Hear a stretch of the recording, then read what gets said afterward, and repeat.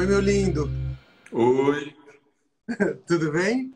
tudo e tudo bom? Cara, eu pensei que você tava na tua conta. Aí que me dei conta, não, é na conta da Casa Fala. Nossa, desculpa pelo atraso de 2 minutos. Não, tranquilo. Que em Agradecer. reuniões físicas é até tolerável, mas quando a gente fala de encontros digitais é imperdoável 1 minuto de atraso, né? As reuniões de Zoom entram em parafuso se alguém atrasa 2, 3 minutos. É verdade. É muito louco, né? Porque antigamente até 15 minutos era perdoável, hoje parece que é É, isso como tu falou, 5 minutos já é muito. imperdoável. Meu limite de tolerância era até meia hora antes. Agora, gente, 1 minuto atrasado tem que ajoelhar. Sim. Tá boa a conexão? Tá me ouvindo bem? Tô te ouvindo bem. Tô muito feliz de te ver, viu, Aninha? Tava com saudade tua. Eu Você tá também. cabeludo, cara. Isso Pois é, não significa que cortei você o tá, cabelo ainda. Tá meio tá compridão, respeitando a quarentena. Tá meio oitenteira. O cabelo tá meio humano, arpoador 86. total. E como é que tá? Tudo bem contigo? Como é que tá a Pina? Pina tá bem, tá tudo bem, dentro do possível, né? Eu tô tentando. Essa semana tá sendo uma semana boa. Semana passada foi a semana de ficar em posição fetal, mas essa semana eu consegui dar a volta por cima. Foi uma semana mais fácil.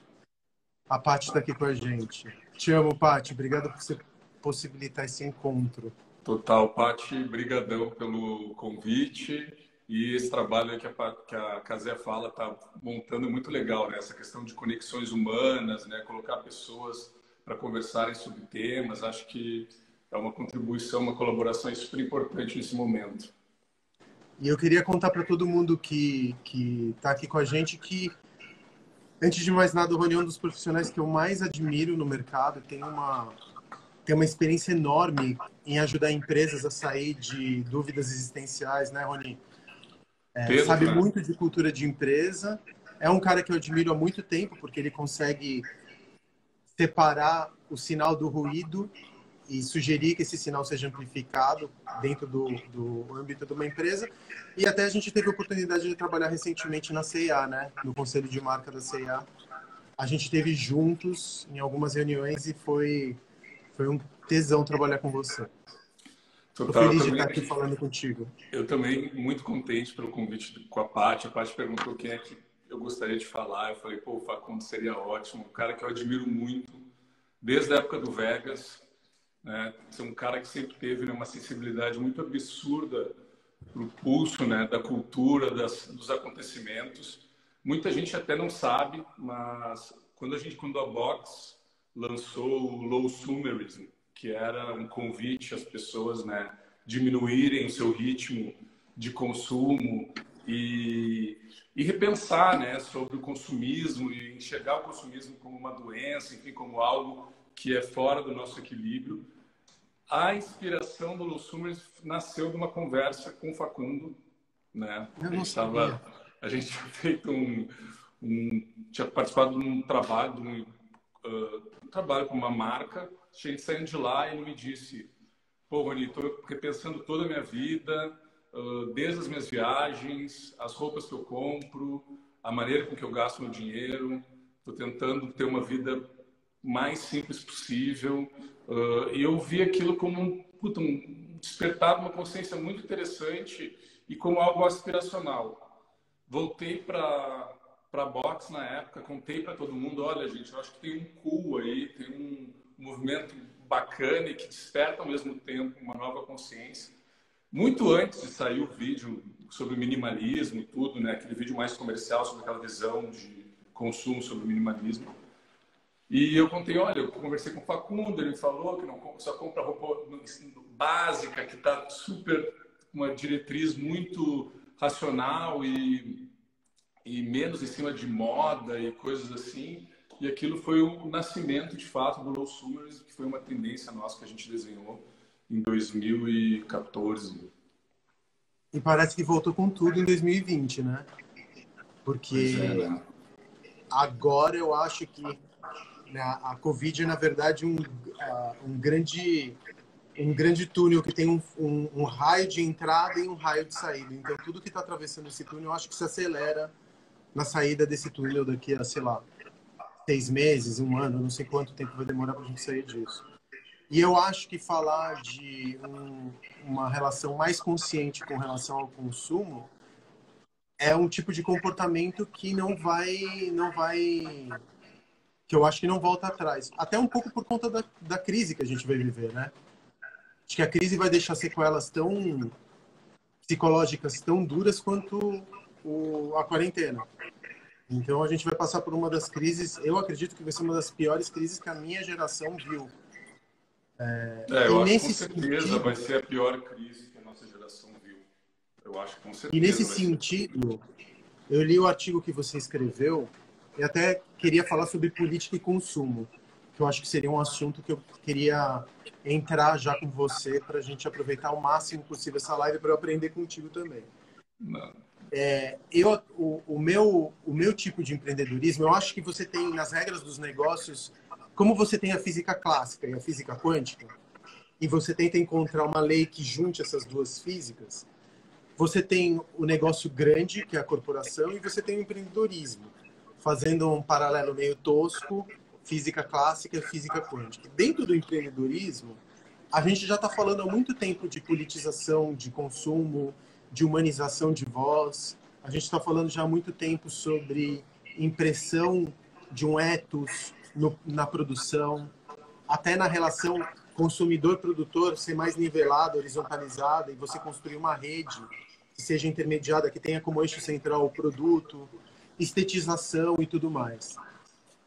E agora a gente percebeu, até por conta dessa pandemia, um certo, em alguns momentos, até um corona washing, que eu digo que por parte de grandes, às vezes você consegue fazer isso de uma maneira muito emblemática, acho que até como a Adidas fez, você cita inclusive no teu artigo, o que a Adidas fez foi um hacking cultural em cima da Nike, que eu achei assim de uma beleza, foi um ipom, assim, eu achei lindo. A mensagem, o simples retweet da Adidas em cima da Nike. E aí a gente viu, por exemplo, o caso trágico que, enfim, aconteceu em Minnesota, né? Que a gente viu acontecendo e que, no final das contas, botou o mundo em polvorosa. E muita gente falando BLM, Black Lives Matter, né? E a gente começou a ver muito isso também no Brasil. Algumas empresas falando sobre vidas negras importam. Por conta desse evento catastrófico que aconteceu nos Estados Unidos. Mas, e aí que vem a minha pergunta, desculpa por essa pergunta longa, mas a gente não pode se esquecer que nas periferias brasileiras a vida de negros é exterminada todos os dias. E nenhuma empresa se levanta e fala, opa, tem vidas negras aqui sendo devastadas aqui na nossa periferia. Porque tem uma guerra civil aberta no Brasil, só que o inimigo é interno, né? São as periferias, o povo preto e tudo mais. Quando acontece um evento lá fora, todas as empresas levantam seus cartazes falando vidas negras importam. E tentam angariar uma empatia ou uma simpatia com a dor que acontece lá fora, porque isso rapidamente vira resistência, quase uma resistência estética, sabe? Total. Quando existe uma intenção, no final das contas, de vender mais, por empatia, para você mostrar, porque o engajamento está em alta, né? Você falar ser empático, o novo normal é ouvir. Segundo o novo normal, odeio essa expressão, mas eu estou falando como um slogan de marketing, o novo normal é ser empático. Quando você acha que existe um descolamento entre... Quando que você acha que a empresa não pode politizar o seu discurso? Quando que eu acho que a empresa não pode politizar? Quando você acha que politizar o discurso não é o caso numa empresa. Por exemplo, quando uma empresa... O que eu estou querendo dizer é o seguinte. Quando uma empresa fala que vidas negras importam, quando morre uma pessoa tragicamente na gringa, e ela se esquece que aqui no Brasil vidas negras estão morrendo todos os dias na periferia, quando existe esse descasamento entre realidade e símbolo. Uhum. Quando você acha que uma empresa ela não deve politizar o seu discurso, já que você acredita que, e eu também acredito, que politização de consumo ou politização de voz dentro de uma empresa é um fenômeno que não volta atrás? Eu acho que está cada vez mais claro essa dissonância, né, entre a verdade das empresas e o que elas colocam para fora, né? Está cada vez menor a diferença entre um produto e o lado institucional da empresa e o CEO que está por trás dessa empresa e os acionistas que estão por trás dessa empresa. Se antes, né, tu comprar um produto e imaginar que existia um institucional por fora, ou até mesmo um CEO relacionado talvez com alguma causa, com uma posição política tua, tu não fazia essa conexão. Hoje, cada vez mais, essa conexão é feita, né? A gente vê o Sleep Giants e em várias instituições que começam, e a própria curiosidade, né, do consumidor de querer entender qual é a ligação do produto com a instituição, da instituição, com o CEO, do CEO com os acionistas. Então, esse é um pensamento novo, é um pensamento mais recente, não é que é novo, ele é mais recente e tem se estruturado mais no Brasil. O que a gente vê é que empresas que têm um posicionamento político mais claro ou que defendem causas há mais tempo e com mais consistência são as empresas que o consumidor começa a conectar e ter empatia por ela, né? Então, a gente vê em casos, por exemplo, aqui no Brasil, como a Magazine Luiza, né? A Luiza sempre teve uma postura anti o governo atual. Eu mesmo assisti ela palestrando em Nova York e ela dizendo, olha, gente, não é o governo que eu acredito, não é o governo que eu queria para mim, mas beleza, vamos lá, vamos ver o que vai dar. Então, sempre foi uma pessoa que teve uma coragem muito grande, uma posição muito grande, causas muito claras. Então, quando chega o Covid, né? E não que o Magazine Luiza não queira, né, lucrar e que não tenha feito um trabalho absurdamente redondo em termos de marketing, né, durante o Covid, pegou a plataforma dela, abriu para pequenos empresários, criou um marketplace muito maior, as ações aumentaram, mas ao mesmo tempo tem esse lado humano de um posicionamento consistente, que vem de muito tempo atrás, se mostra presente agora, entra em pautas extremamente humanas, né? Ela está ali fazendo, ela participa desde assuntos sobre violência doméstica, né, contra a mulher, até, enfim, questões sobre equalidade de salários e tudo dentro do ambiente de trabalho corporativo. Então, acho que a gente começa a desenvolver esse mecanismo de começar a perceber o que é mentira, o que é verdade, por que isso está fazendo sentido, por que isso não faz. É a mesma coisa da grilagem, né? O Brasil tem quantas marcas que falam da Amazônia, que usam a ideia da natureza, que são marcas brasileiras, e quantas delas estão lutando ferozmente contra a grilagem? Quantas?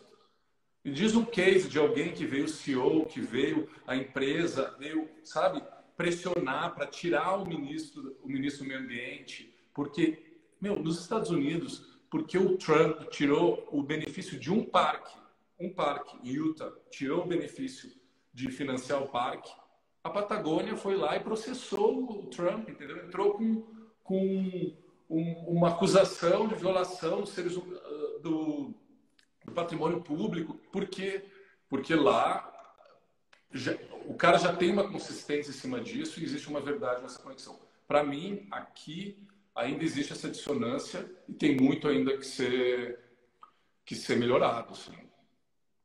E por que você acha que... Eu queria entender, do ponto de vista da psicologia do consumidor, por que você acha que ele vai, às vezes, preferir pagar mais por uma commodity, mas que tem uma capa simbólica que se alinha eticamente com a sua visão de mundo, do que comprar mais barato? Por que você acha que a gente está percebendo essa mudança dentro do consumidor, que no final das contas está criando uma mudança do ponto de vista da empresa? Tá, primeiro porque existe um abismo, né, muito grande, né, uma desigualdade social muito grande, onde existem pessoas que consomem muito e que têm, por exemplo, essa opção, né, de vou pagar mais por um produto ou por um símbolo que se conecta mais com os meus valores ou com a minha personalidade. Enquanto tem uma outra fatia gigantesca, né, que ela tem um déficit quase de consumo. Ela não consegue acessar todas as coisas que ela gostaria de acessar. Entende? Ela vive sobre uma matiz de uma carência dos seus desejos, entende? Então, a primeira vontade dela é de suprir esse desejo. Estou dizendo de cima da psicologia do consumo, entende? Então, a primeira é de suprir aquela carência, suprir aquela vontade, suprir aquele desejo. Depois, tu começa a criar, aquilo deixa de ser um evento, quando tem um poder de consumo maior, aquilo deixa de ser um evento e começa a se tornar uma rotina. Quando começa a se tornar uma rotina, tu começa a abrir uma capacidade de consciência maior. Se a gente chegou hoje, por exemplo, no fast fashion, né? O fast fashion que foi, todo mundo comprou, todo mundo acessou, todo mundo achava lindo por um tempo. Por quê? Tu não tinha acesso àquele tipo de design dentro daquela faixa de preço. Depois que todo mundo teve, aquilo deixou de ser um evento, de ser algo especial, e começou a se tornar uma commodity. Quando começa a se tornar uma commodity, tu começa a ver que teu guarda-roupa está cheio de lixo, que tem um monte de lixo que tu coloca para a rua, e daí tu começa a raciocinar e começa a ver que, de fato, aquele ciclo não é saudável. Entendi. Então, e você acha que... Perdão, não entendi, Rony. Não, desculpa. Como existe esse desparelho, é difícil, né? A gente parelhar tudo por um... Mas então você acha que hoje em dia, pensar em politização de consumo, você vai falar só para produtos que são mais refinados, que são mais destinados à classe média e elite, ou você acha que em algum momento as classes que são menos favorecidas do ponto de vista financeiro, elas também vão seguir essa tendência de politizarem ou escolherem empresas mais éticas no momento do consumo? Não, elas já refletem. Já existe uma reflexão. Acho que já reflete. Já existe uma reflexão maior do todo, né? Existe uma reflexão maior do todo. Mas ainda, para quem tem menos, o bolso pesa mais. Então, por mais que ela entende, ela vai buscar o máximo do que ela pode dentro daquilo que ela pode pagar. É diferente, né, de uma pessoa que tem um padrão de vida ou um poder de consumo muito maior, onde de fato ela pode abrir uma reflexão muito maior, entende? Sobre o que ela pode comprar, o que ela não pode. Então ela tem uma opção de escolha maior, enquanto a outra tem uma opção de escolha menor. Mas não significa que a que tem escolha menor já não comece a refletir e busque também esse tipo de consciência. Rony, e você que está observando o consumidor, de um lado... Tá, só um pouquinho, só uma coisa. Depois eu quero fazer umas perguntas aqui. Hã? Que eu ia te entrevistar. Não, eu não estou te entrevistando. Eu estou tentando sugar teu conhecimento, gato. Não, mas eu também Isso aqui para mim é aula. Isso aqui para mim é aula. Deixa eu te perguntar algumas coisas que eu estava super ansioso para conversar com você. Tá, eu também fiz umas perguntas aqui para ti. Eu também estou super curioso. Você está na ponta de lança daquilo que a gente está vendo hoje em dia de consumo. Todas as vezes que a gente se pergunta, uma coisa que a pandemia está me ensinando é que é um exercício muito infrutífero e muito fútil você tentar desenhar futuro, né? Sim. Porque, na verdade, a gente já aprendeu à força que o caos ele tem que ser uma hora abraçado. A nossa necessidade por ordem, de organização, é falha. Ela vai sempre ser falha, entendeu? Mas a gente pode desejar futuros. E a gente, no desejo do futuro, esse futuro acontece, ou algum tipo de futuro próximo daquele que a gente desejou, porque ele é construído aqui no presente, né? Total. E aí... Todas as vezes que a gente fala de consumo, grandes empresas nesse país olham para você e para a tua empresa e tentam falar o que está acontecendo ali fora, porque eu não estou entendendo nessa massa de ruído, eu não estou entendendo o sinal, e eu acho que é isso que você faz na Box, né?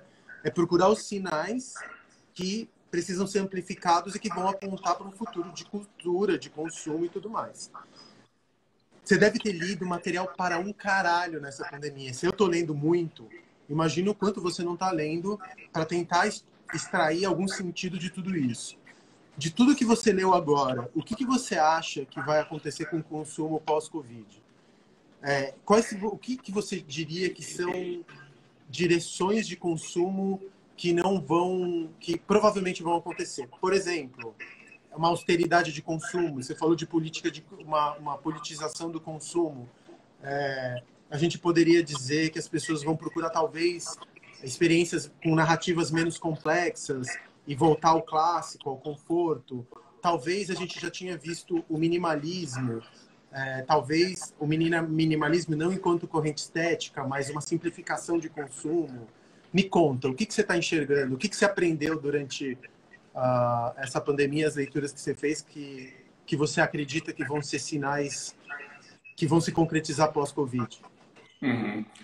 Olha, uma das questões que eu acho que são mais, que eu acho que mais vão refletir de fato, a gente teve um momento, né, que logo a gente teve ali os primeiros movimentos de convite para a gente ficar em casa, né, e a gente viu que muita gente ficou em casa, e logo que se trancou em casa, começou a quarentena, teve um gatilho, um início de consumo, então a gente viu que alguns produtos explodiram, né, as pessoas estacionam, não só a questão de, né, encher a despensa de alimentos, mas compraram alguns produtos muito específicos que acreditavam que estava faltando em casa. Então, existia um pico ali naquele conflito entre o vazio e aquela situação nova, onde o consumo acaba te trazendo algum tipo de prazer. Então, muita gente, logo quando foi trancada, consumiu alguma coisa.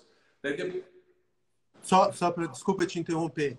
É muito engraçado que a noção ocidental pré-Covid de prazer, ela está associada ao consumo, né? O consumo, por isso que eu vi, por exemplo, quando isso foi noticiado no mundo inteiro, quando abriu a Louis Vuitton na China, que todo mundo comprou 2 milhões e tantos de bolsas. Porque se as pessoas estão dentro de casa, o consumo ainda representa você consumir uma bolsa, ou é um retorno, uma eventual normalidade, se é que dá para se chamar de normalidade, que a gente tinha pré-Covid, e também porque a felicidade, do ponto de vista ocidental, está associada ao consumo e o preenchimento de vazios existenciais que são criados pela publicidade e pelo marketing, né? De uma determinada maneira. Então, se você está deprimido em casa, é o tal do passeio no shopping que vai te trazer um conforto existencial, porque você está perdido e você precisa de alguma coisa que te lembre que você pode ser feliz, nem que seja abrindo a embalagem de uma bolsa, né? Desculpa te interromper. total, perfeito. Não, é isso. A construção toda do marketing, né, sempre foi muito mais em cima da felicidade, como algo, né, vibracional e como algo mais eufórico do que da paz, né? A paz é algo que te convida, o estímulo dado, né, como felicidade e não paz, como ideal de vida, né? Em vez de, não, eu não quero a paz, eu quero a felicidade, é porque a felicidade, existe toda uma construção dentro do ambiente de felicidade que nos empurra para uma euforia, coisa que é mais próxima do consumo do que a paz, né? Quando tu está em paz consigo mesmo, tá conversando com o teu eu interior, tá no ambiente, tá brincando, né, com a pina, tá no ambiente, tu não tá ligado no consumo. Mas quando cria aquele storytelling heróico da felicidade, do entusiasmo, das conquistas, ali, né, a recompensa que o consumo te dá, ele bate, ele sai daquela mesma área cerebral, assim. Mas voltando ao que tu falou, eu gosto de ver sempre uma camada e uma camada que está por trás. A camada que está por trás da loja que tu falou lá da Hermès, foi da Hermès que teve esse Hermès, desculpa, eu falei boom aqui. Primeiro foi que a Hermès não tem venda online, né? Então tem esse primeiro ponto também, que a Hermès não tem venda online. Então quando abriu, pessoas que já tinham encomendado bolsa, que já tinham feito pagamento, foram lá e concretizaram aquele feito naquela hora que deu aquele boom. Mas tem de fato esse fator, que é o mesmo fator que aconteceu no começo da quarentena. Quando liberar as portas, liberar as festas, é óbvio que a gente vai viver um pequeno carnaval. E esse pequeno carnaval vai estar conectado desde as nossas relações humanas, inclusive as nossas relações de consumo, né? Tu vai querer ir no restaurante, vai querer ver teus amigos, vai querer... Mas, com certeza, a gente também já passou por um amadurecimento dentro dessa quarentena, onde a gente começou a rever os nossos gastos, rever os nossos custos. A gente entrou e isso é até uma das perguntas que eu te fazer antes, depois eu abro um parênteses, a gente entrou num ponto mais profundo de sobrevivência. Porque a gente já estava em sobrevivência. Antes de Covid, antes do Covid, a gente já tinha uma crise instaurada nas instituições, já tinha um problema sério de falta de líderes, né? Já tinha questão de aquecimento global, né? Tinha questão de fake news. No âmbito pessoal, né, da nossa casa, da nossa vida, assim, a gente já sofria com as questões de burnout, excesso de redes sociais, né? A gente já estava num modo de sobrevivência. Isso que é o mais louco, entendeu? Quando eu fiz um trabalho em 2018, onde a gente foi para 6 estados dos Estados Unidos, e perguntava para os jovens qual era o estado que eles estavam, e a maioria, com a questão lá dos Estados Unidos que ainda é pior, do crédito estudantil, crescimento de opioides, e o cara vendo a mãe dele se ferrando com opioide, o tio se ferrando com opioide, a gente perguntava qual era o sentimento, eles chegavam num grupo, era survivalism, era sobrevivência.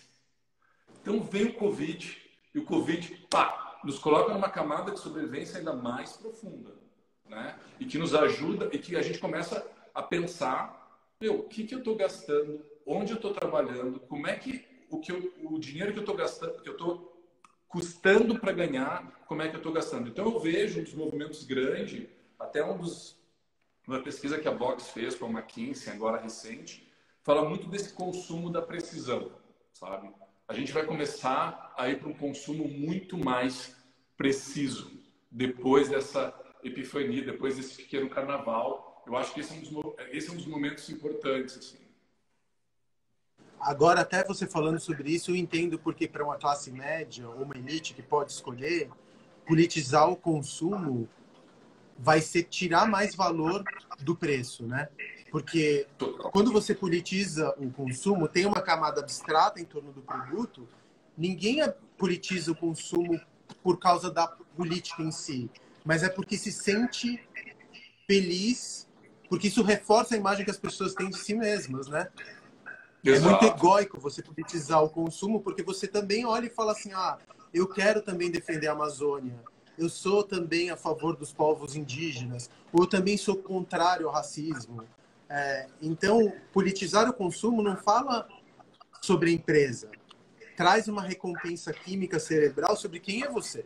Então, Total. você ganha uma camada que é a função e o símbolo em torno da função no momento que você está comprando. Você extrai mais valor daquilo que você está comprando, né?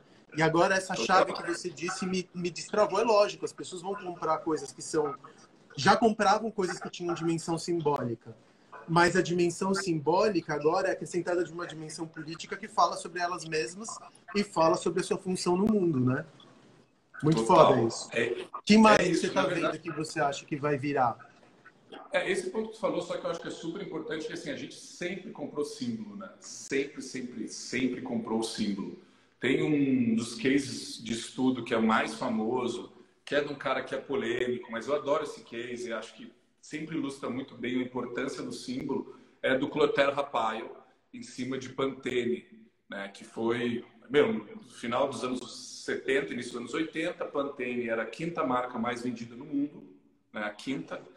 E eles fazem uma pesquisa em 28 países, perguntando para a mulher qual era a memória mais antiga que ela tinha sobre shampoo e qual era a memória mais recente, né?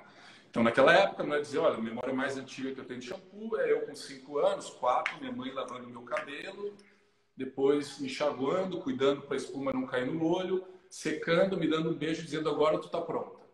Era a mesma imagem em milhões de países onde a marca atuava. Depois, perguntava, na memória mais recente, né, qual era a relação com o shampoo que ela tinha mais sentido. Elas diziam, foi um elogio. Eu estava no trabalho, alguém disse que meu cabelo era cheiroso, alguém disse que meu cabelo tinha crescido, alguém disse que meu cabelo estava brilhoso, alguém chegou e disse que meu cabelo estava saudável. Então, a gente pegar a memória mais antiga com a memória mais recente e criar um campo simbólico. Ele criou um campo simbólico o que a mãe dá para a filha crescer saudável, bonita, forte, brilhosa e tudo. É o leite materno. Então, Pantene foi o primeiro shampoo leitoso. Todos os shampoos eram glicerinados. O símbolo de Pantene era um cacho de cabelo que parecia um peito, assim. E era o primeiro shampoo que trazia sais e vitaminas para os seus cabelos crescerem fortes, bonitos e saudáveis. E aquilo fez Pantene sair do 5º lugar para o 1º lugar no mundo até hoje. Eu não conhecia esse case. Então tem vários cases Foda. desses que são muito em cima da questão do símbolo e como a gente, né, como ser humano, a gente é tarado, desculpa usar a palavra, por símbolos, né? Porque os símbolos eles entram, né, dentro até do nosso inconsciente, por isso que existem os arquétipos todos, né, do Jung, e faz com que aquilo que a gente identifica, aquilo que traz algum tipo de significado, a gente abraça, carrega e traz aquilo para perto. E me conta, o que mais você acha que vai acontecer? Se você tivesse que definir macro tendências de consumo pós-Covid, de uma maneira bem geral, bem esquemática, que outra coisa que você diria que vai Então, acontecer? eu sou bem parecido contigo, tá? Nesse sentido que tu falou ali no começo, de dizer que é meio... Não é palhaçada, mas é meio infantil alguém chegar agora e dizer, olha, essa é a tendência, estamos indo para lá e vamos, é isso, sabe? É complexo, estamos vivendo um momento extremamente complexo. Como é que funciona um trabalho de pesquisa de tendência, né? É em cima de repetição de padrão e desvio de padrão. Eu olho para o céu, tem estrela, o que significa que amanhã provavelmente vai ter sol, né? Eu olho para o céu, está nublado, provavelmente amanhã vai chover. Eu olho a barriga de uma mulher que está crescendo, né? No quinto mês, sexto mês, sétimo mês, provavelmente no oitavo, no nono ela vai ter filho. Existe uma repetição de padrão ou uma alteração de padrão para identificar a tendência. O Covid pegou todo mundo de surpresa. Ups, falhou, né? O Desculpa, Covid pegou entrou uma todo mundo de chamada aqui, surpresa. perdão. Desculpa. Não, tudo bem. O Covid pegou todo mundo de surpresa, né? Então não posso dizer que é um padrão que a gente conhece, não dá para comparar com a peste espanhola, eu não tenho um fragmento histórico tão claro, um padrão tão claro dentro do mundo novo, tecnológico, e que a gente está vivendo, para eu pegar e dizer, olha gente, o futuro é esse, olha como está fácil. Entende? Agora a gente começa a ver alguns indícios durante a pandemia que nos alertam para alguns movimentos que estão vindo. Um deles é aquele que até eu e tu eu conversei contigo, porque eu li o artigo e te mandei, que é a questão da vigilância, né? Eu acho que a questão da vigilância e todo um mecanismo de marketing, inclusive negativo, muito negativo, vai ser instaurado. Eu já acho a mídia programática, um veneno. Eu sou contra a mídia programática. Eu acho a mídia programática um veneno. Por quê? Deixa eu te explicar por quê. Explica para as pessoas que estão nos ouvindo o que é mídia programática, porque não é todo mundo que é familiarizado com o termo. É comprar, Bom, é comprar performance no atacado, né? Meio carpete isso. bomba.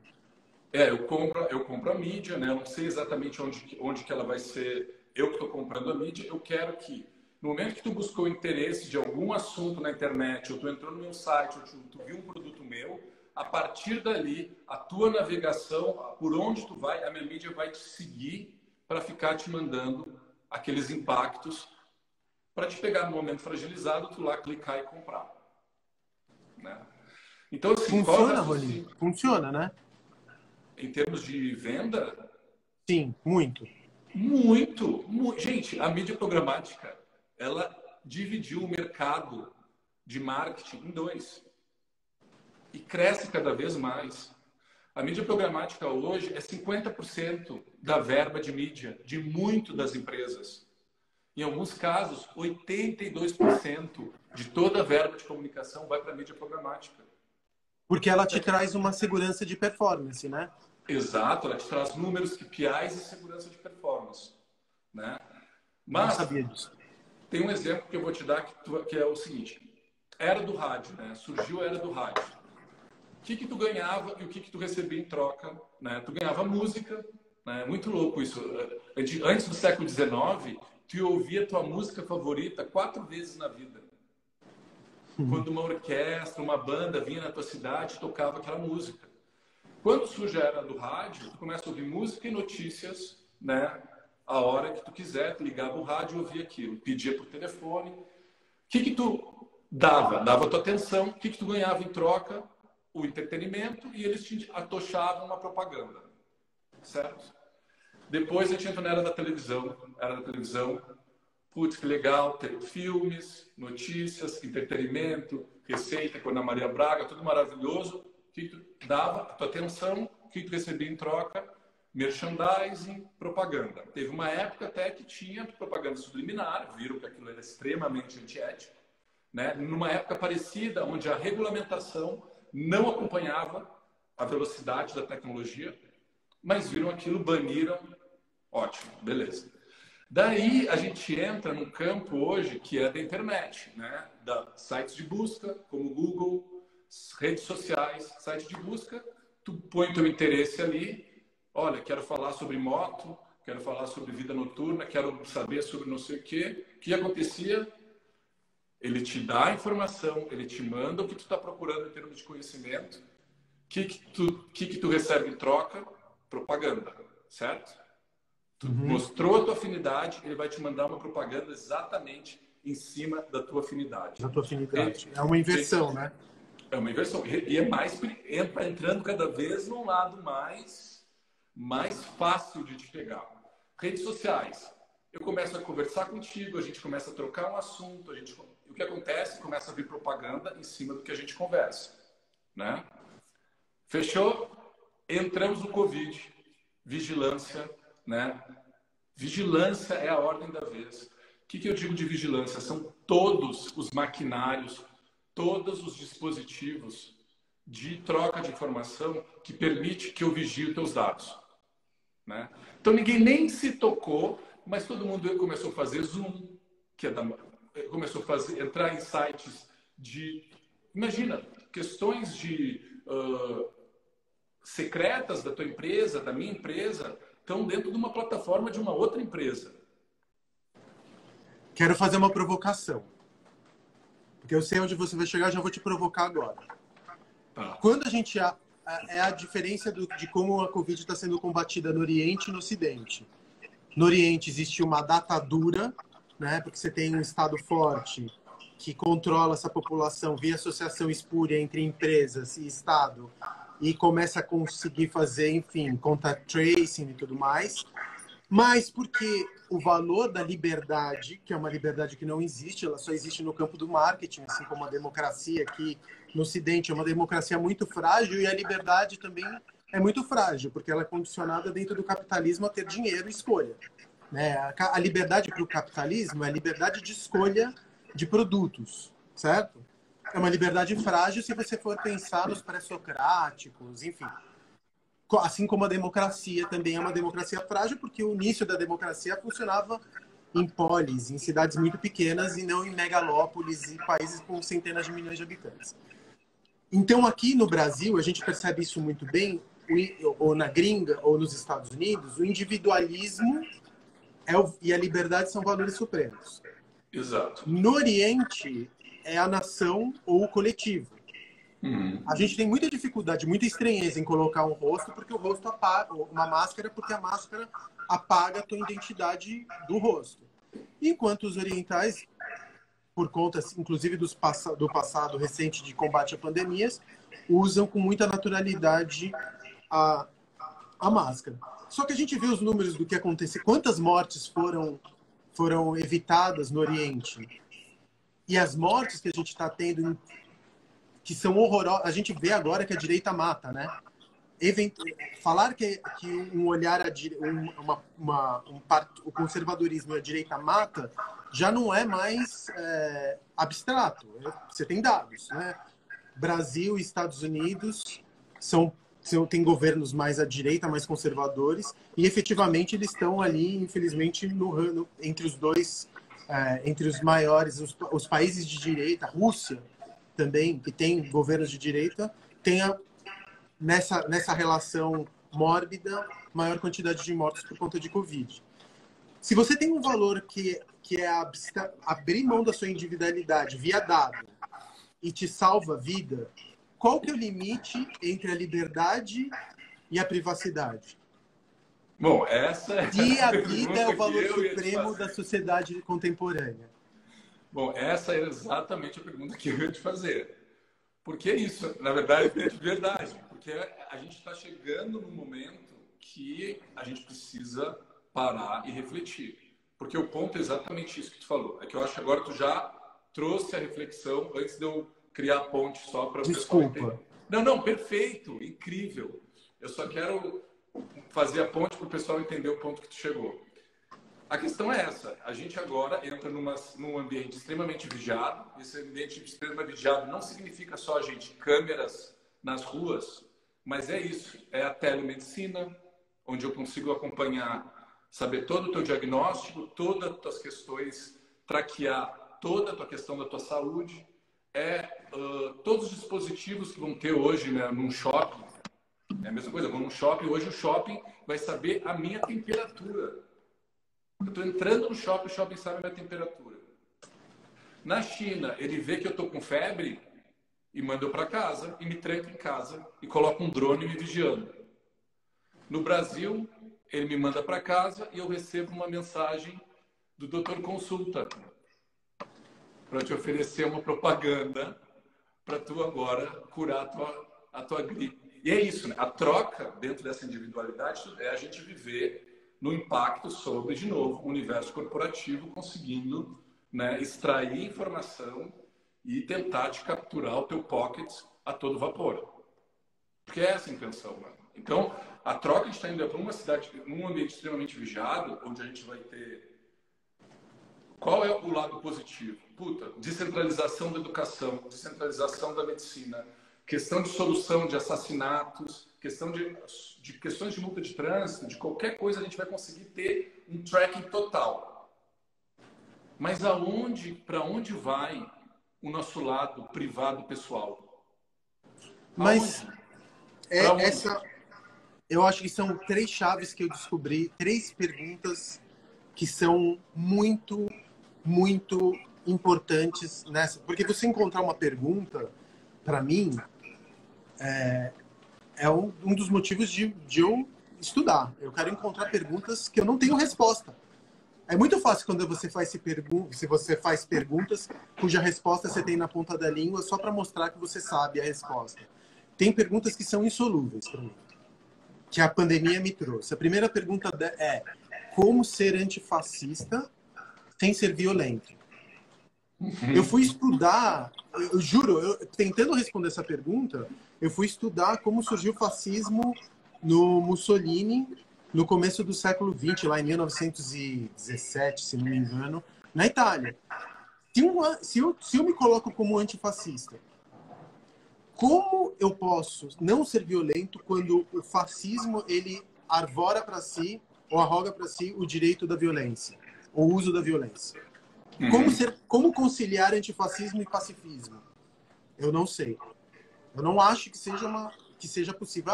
Não, vamos falar do Gandhi, da resistência pacífica e tudo mais. Tá, mas quantos morreram na Índia enquanto se estava fazendo resistência pacífica? Porque o preço do pacifismo é sangue. Está disposto a pagar esse preço? Então, essa é a primeira pergunta que eu encontrei na quarentena. Uma segunda pergunta é: o humanismo está obsoleto? Porque com o humanismo obsoleto, questões de liberdade e privacidade, elas também acabam se transformando. Será que a privacidade e a liberdade são valores... A gente pode falar de liberdade e privacidade porque, frente a uma necessidade de sobrevivência, são supérfluos, né? A gente pode se dar ao luxo de falar de liberdade e de privacidade. Não quem está tentando sobreviver no dia a dia. Exato. Né? Então, quando a chave liberdade e privacidade, ela também fica de uma determinada maneira obsoleta. Porque eu acho que a gente está vendo agora, por conta desse surgimento do neofascismo, o humanismo ruim. E é difícil falar isso, né, da nossa perspectiva, que durante tanto tempo... Eu não estou nem falando de direita e esquerda, tá? Que a esquerda também se encontra num beco sem saída. Porque não consegue encontrar uma pauta única, não consegue encontrar um líder, não consegue encontrar uma frente de luta. Tá, mas me explica melhor, o que seria por que essa tua visão do que o humanismo dessa porque o humanismo... fade-out? Porque eu acho que os movimentos que vieram pré-nova direita, de 2013 para cá, nos últimos 5, 7 anos, eles são também uma relação de insatisfação com as promessas que o globalismo e que a nova esquerda também não conseguiram responder. Por exemplo, no governo do Lula, e eu não estou fazendo uma crítica ao governo do Lula, apesar de ser muito criticado, mas estou tentando materializar isso no exemplo. o acesso à democracia do Lula foi via acesso de consumo, né? A gente falou do funk ostentação. Você sabe como muitas marcas entraram em parafuso porque as classes menos favorecidas começaram a se apropriar dos seus símbolos de consumo. A gente falava de um jeito preconceituoso que aeroporto tinha virado rodoviária. A gente falava que a gente começou a abandonar marcas que eram consideradas de elite, porque as classes menos favorecidas começaram a consumi-las. E isso gerou um rancor na elite. E esse rancor, o pior não foi só o rancor da elite, o pior foi o rancor daquelas classes que ascenderam por consumo, que puderam comprar viagem de cruzeiro, ir para a Argentina, ir para Buenos Aires, sair do país pela primeira vez, colocar o primeiro filho em gerações numa escola particular, e perderam isso por conta dos efeitos da crise econômica que bateram no país depois de 2015, 16. Então, o humanismo, de uma determinada forma, que é o valor supremo para mim, para você, será que ele é o valor supremo para quem está tentando sobreviver? E de que tipo de humanismo a gente está falando? Você me entende? Entendo. Humanismo para quem? Para mim, para você, né? Que somos de elite, somos privilegiados, e a gente pode falar de humanismo. Mas se você vai para as periferias, talvez o discurso humanista não colhe. E aí isso me faz te perguntar uma outra coisa. O que você acha que a periferia tem para ensinar para o centro nesse novo tempo pós-Covid? Você está vendo inovação na periferia? Que tipo de tecnologia está sendo desenvolvida na periferia? Que a gente está há muito tempo falando vem para o centro, olha para o centro. Olha como nós somos os detentores da criatividade e da inovação, né? Agora eu estou percebendo que está acontecendo uma emergência de inovação dentro das periferias. Porque eu estou falando com algumas lideranças também das periferias. E o que você acha que eles estão ensinando para a gente? Qual que é o teu olhar sobre a periferia e sobre as margens de um jeito mais amplo para os próximos anos? Então, as inovações, a maioria das inovações e as coisas que eu vi primeiro vieram da periferia do que do mercado de consumo. É muito louco isso. Por exemplo, o consumo de música por MP3, né?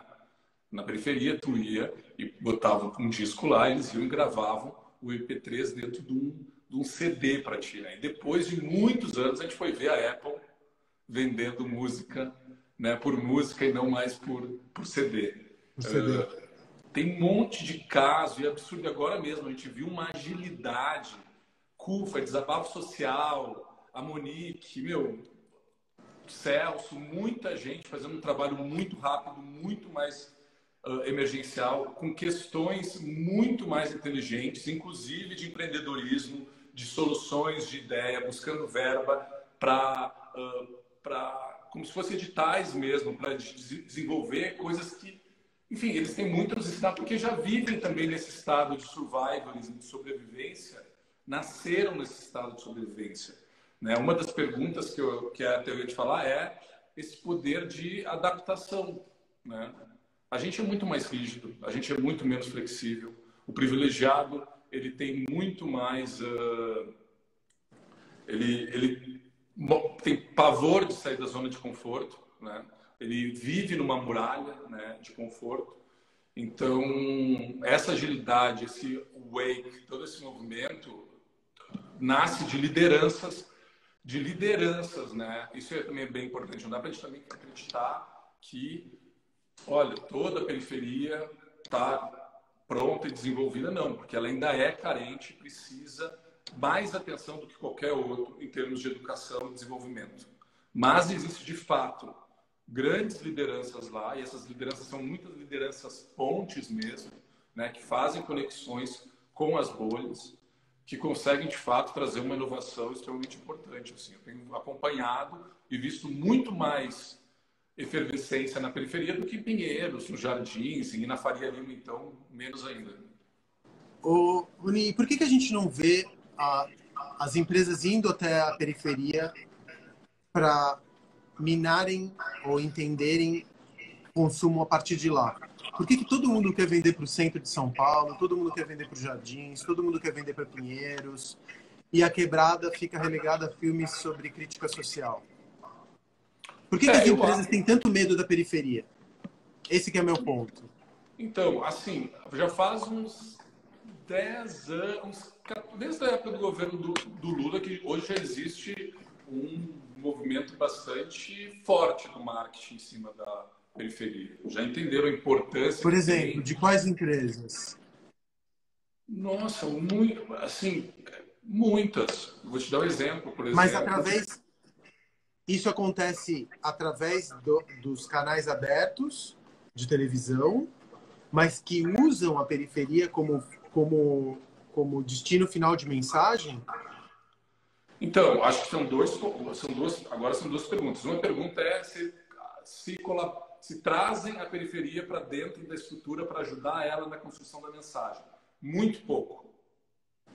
Morrem de medo, porque tem questões estruturais dentro. Primeiro, tem uma falta de empatia. 2, questão do acolhimento. Não tem uma aptidão de acolhimento. 3, tem questões estruturais lá que precisam ser resolvidas também para gerar uma fricção mais positiva, né? Pô, não adianta tu vir aqui, me trazer para dentro, me usar, me mandar embora, pega a minha ideia e aplica. Não, precisa a periferia enraizar dentro da estrutura para que o negócio ganhe, né, importância e relevância e construção social. Então, assim, a tua pergunta sobre a periferia, a classe C é um target absurdo. Não. Target É. deve ser porque Target eu imagino que seja, obviamente, porque o mandamento primeiro de qualquer empresa é vender e vender mais, né? Agora, eu me pergunto, vender mais, tudo bem, não dá para vender no Brasil sem levar em consideração a periferia, né? E as classes menos favorecidas, o interior profundo, os rincões do país e tudo mais. Mas na hora de comunicar, e existe um esforço de diversidade, de representatividade, que vem muito recente, vem de 2 anos para cá. Na hora de comunicar, dificilmente a periferia é colocada como é representada. Uhum. Tem a lógica, a romantização do negro. Então, é aquela mulher linda, negra, de corpo perfeito, que no final das contas ela acaba quase sendo fetichizada pela publicidade. Uhum. Enquanto que a verdade que se encontra na periferia, muito poucas vezes ela está... tudo bem, tem determinados produtos, banco, por exemplo, às vezes representa um jogo de futebol, uma empresa de produtos atléticos, de vez em quando mostra um campinho na quebrada. Ainda tem umas pinceladas, mas como comunicação mesmo, parece que é muito mais um olhar nosso do centro, romantizando a periferia, do que o que está acontecendo mesmo na periferia. Total, total. Tem pessoas que estão fazendo esse movimento de tentar trazer uma conexão maior. A própria Monique Evans é uma pessoa que tenta fazer isso Eu muito conversei forte. com ela outro dia, ela é incrível, né? Ela é incrível, inteligentíssimo, super exemplo. Celso, tem muita gente fazendo esse trabalho e buscando essas conexões. A gente vê a própria locomotiva também, né, do nosso amigo, fazendo também muito essa ponte, né, de tentar fazer essas conexões e provocar essas fricções. Mas, de fato, é carente e, de fato, está certo, existe sim ainda um medo, um receio de fazer, de convidar eles, de fato, para a construção. E você acha que... cara, e eu sabe de uma coisa, uma reflexão do que eu estou fazendo a partir do que você está falando? É inevitável isso acontecer. Porque eu acho que pós-Covid, eu acho que os impactos psicológicos que são advindos da quarentena, das cicatrizes traumáticas que a gente vai construir e tudo mais, eles contam de uma realidade que vai se dissolver daqui a um ano. Porque eu não sou o primeiro a dizer que o brasileiro não tem lá muita memória e também não tem muita noção de social, né? Não tem muita noção de coletivo. Aqui o valor máximo é a família, Deus, a família e o indivíduo antes de mais nada. Mas os efeitos econômicos que a Covid vai trazer para um país que já estava enfrentando uma crise desgramenta, como você mesmo disse no começo da nossa live, esses sim eles vão ser doloridos. Então eu acho que o Brasil, cara, vai ser, nos próximos anos, espero que eu esteja errado, um monte de castelos feudais em formatos de condomínio, cercados do que era a periferia, entrando cada vez mais para dentro do centro. Então, tem um fator que eu acho que é interessante, que é o seguinte: eu acho que vai crescer um pouco um consumo solidário também, né? Um consumo de canais, não só de business locais, mas de venda direta. Eu acho que a venda direta vai crescer muito. Em alguns segmentos, a venda direta já é muito em cima de canal. Quero falar só uma coisinha. Faltam 2 minutos para a live acabar. Tá. Vamos fazer o seguinte: semana que vem a gente faz a parte 2 a partir do meu Instagram. Tá bom, beleza. Pode ser? Porque Pode a conversa ser. tá super legal. Eu tô aprendendo pra cacete contigo. Eu acho que tem papo para mais pelo menos umas 2 lives. E eu não queria perder o fio da meada. Então segura. Eu vou me despedir de você agora, porque senão o Instagram vai derrubar essa live aqui. Não, e eu não quero voltar depois. Só vamos agradecer a Paty Cazé. A Paty Cazé. Muito obrigado, Paty. Arrasou. Fiquei muito feliz de ter participado. Facundo, muito obrigado. Manda um beijão pra Pia. Semana que vem, pode ser na quarta. Eu vou combinar com você por WhatsApp. Tá. Semana que vem eu te chamo a partir da minha live para a gente começar a falar voltar a falar sobre futuros possíveis parte 2. Ótimo. E a gente pega desse lado, quando a gente estava falando de periferia, tá bom? Beleza. Tá bom, te amo, viu? Um beijão. Tchau, pessoal. Tchau, Gabriel. Fica bem. Tchau,